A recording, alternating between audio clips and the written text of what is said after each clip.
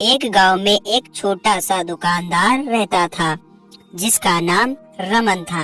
रमन के परिवार में कुल 4 लोग थे, जिसमें से उसकी एक पत्नी और उनकी एक बूढ़ी माँ थी और उनका एक छोटा सा बच्चा था जिसका नाम अमन था। रमन के माँ की तबीयत ठीक न होने के कारण वह बहुत दुखी रहती थी और अपने कमरे में बैठी रहती थी। तभी उसका बेटा आता है और वह बोलता है, माँ, अब तबीयत कैसी है तुम्हारी? क्यों दुखी होकर बैठी हो? क्या हुआ? बताओ तो कुछ।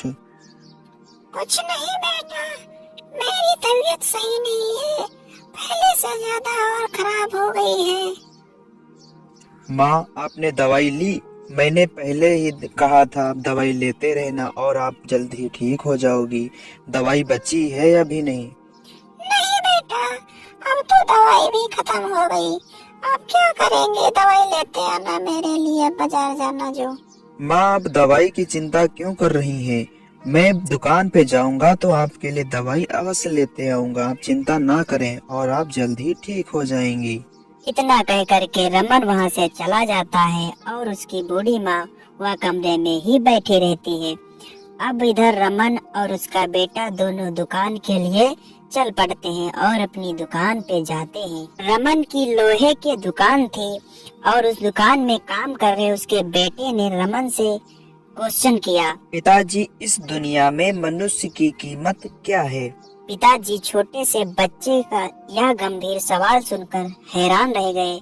फिर बोले, एक मनुष्य की कीमत लगाना बहुत ही मुश्किल है, वो अनमोल है।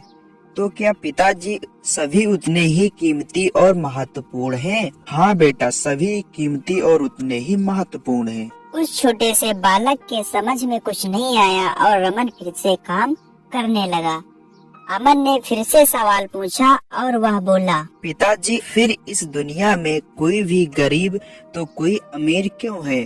किसी का मान सम्मान ज्यादा तो किसी का कम क्यों है? सवाल सुनकर फिर से पिताजी कुछ देर शांत रहे और फिर से वह बोले, बेटा, स्टोर रूम में जाओ और वहाँ पे पड़ा एक रॉड लेकर आओ, तब मैं तुम्हें समझाता हूँ। अमन वहाँ से रॉड लेने के लिए स्टोर रूम में जाता है और वहाँ से एक अपने हाथ में लोहे की रॉड लेकर आता है। पिताजी, ये रही लोहे की रॉड। मैं यहाँ लोहे की रॉड लेकर आया हूँ। बेटा, इस रॉड की कीमत क्या होगी?